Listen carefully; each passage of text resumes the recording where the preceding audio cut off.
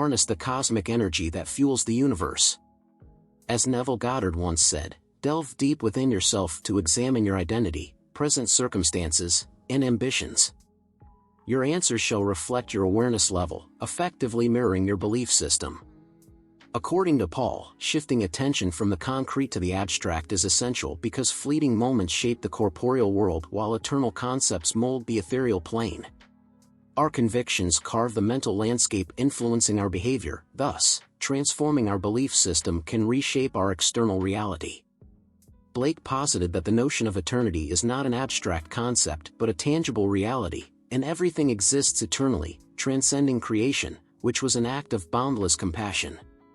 This perspective allows us to perceive good and evil not as fixed entities but as transient states experienced in the ephemeral dreams of morality and immorality, as we stray from paradise and yield to the serpent's temptation. Blake further explored compassion, viewing states as everlasting, and in his compassion, God manifested all things, without exception. Therefore, any conceivable situation exists eternally, awaiting manifestation.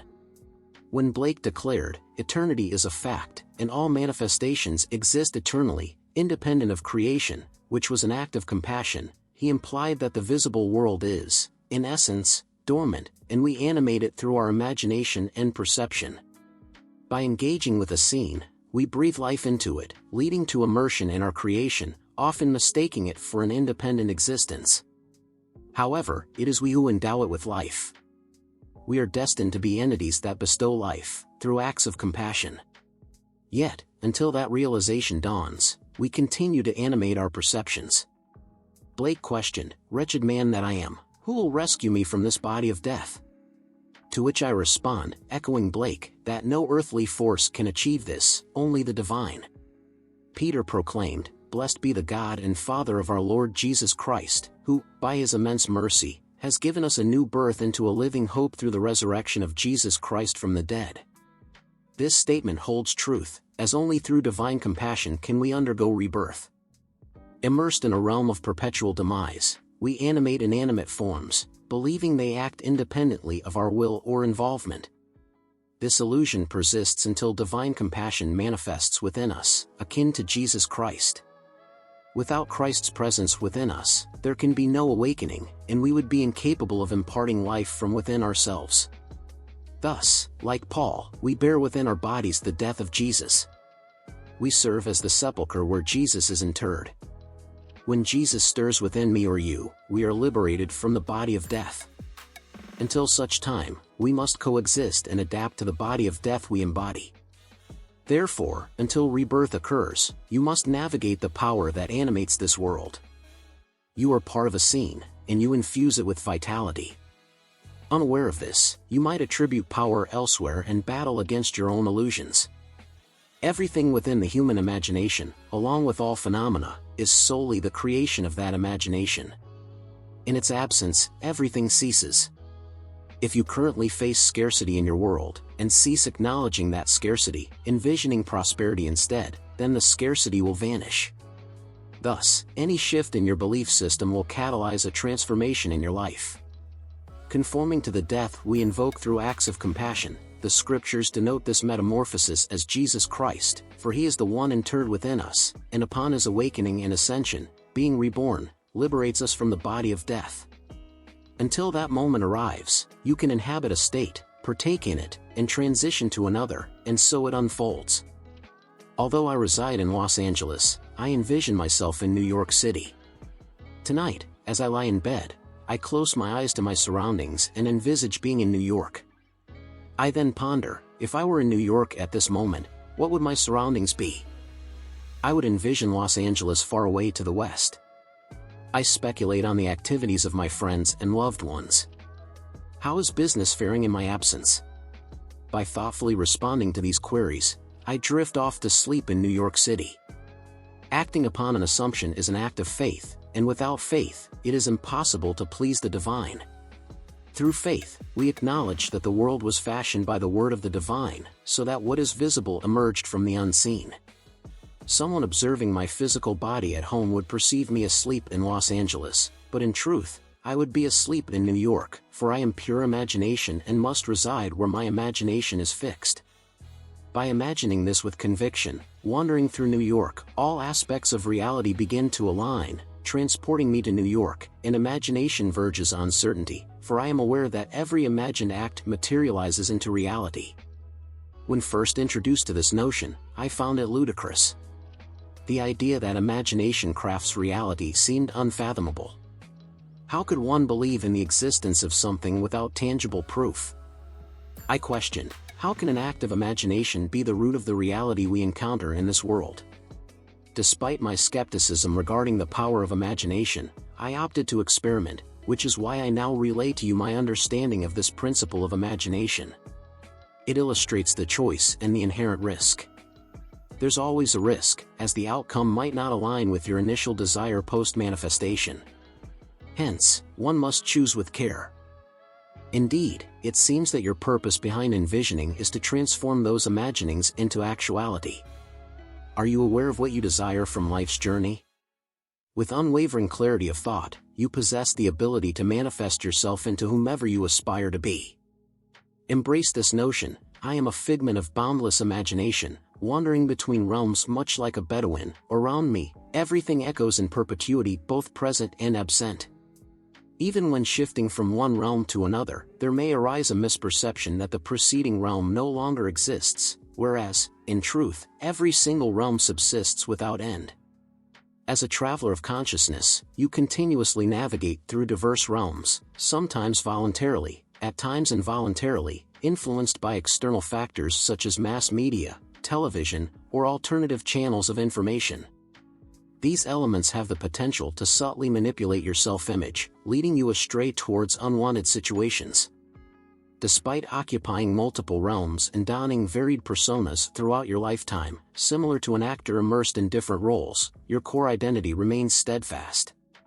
Whether basking in prosperity or grappling with scarcity, your essential nature transcends material circumstances. You share a connection with your physical form via immediate experiences. However, you must recognize that you are not confined to this particular vessel alone. Cultivate awareness of your desired realm, just as I once mentally transported myself to New York City. By doing so, you too can migrate towards abundance and recognition, blossoming relationships, or any coveted situation. Engage your senses to fully immerse in this newfound state. Envision the sensations, the emotions, and the atmosphere enveloping you. Allow yourself to embrace the feeling of residing within that very space right now. Conjure up images of your ultimate ambition taking shape. Listen intently to words of praise bestowed upon you by peers celebrating your accomplishments, and wholeheartedly trust in the authenticity of such experiences within your inner sanctum. Adhere to the wisdom imparted by St. Paul. Direct your attention away from tangible manifestations towards intangible truths, for what is visible shall inevitably fade while the invisible persists without end. In Ecclesiastes, we find this profound insight: there is nothing new beneath the sun. Can anything truly be considered novel? What currently exists has always been present since time immemorial, albeit memories may be refreshed for future generations.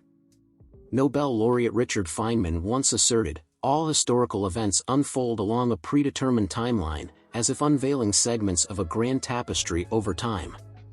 My visions resonated deeply with his perspective, revealing a world steeped in permanence rather than constant flux. As I stepped into this situation, I became aware of my true self, the giver of vitality and sustenance. When I stopped nurturing the hidden forces behind the scene, everything came to a standstill. The waitress froze mid-motion, birds hung motionless in the air, and customers sat frozen while eating. Through this experience, I understood that every entity and individual relied upon me to carry on with their tasks. Once I reinstated my presence, the waitress returned to serving, birds soared high, and people went back to enjoying their food. In truth, I am the core source of creation. There will come a day when you too will discover and utilize your creative powers with full understanding. Our final purpose is to rise up as gods, using our authority to shape actualities genuinely. Remember always the limitlessness of divine creativity and the conviction in your soul. Make sure things turn out according to your wishes. Embrace the persona you long for, as this embodies your authentic expression of faith. Tomorrow will dress you in that exact character. Whether it takes one person or 10,000 to help fulfill your vision, they will gravitate towards you. You don't need approval, the world exists because of your authorization. Just keep a clear image of your dreams, infuse life into it, and necessary allies will naturally join your journey. You and I share the responsibility of designing our own worlds, empowered by our imaginative minds. Some might dismiss this concept as far-fetched, but it stems from a profound insight about human nature and its connection to the universe. The statement "the same force driving the universe lies within reach" isn't just poetic speech, rather, it encourages exploration and utilization of the endless possibilities inside each of us. To manifest our aspirations, imagine having them as if they were already real.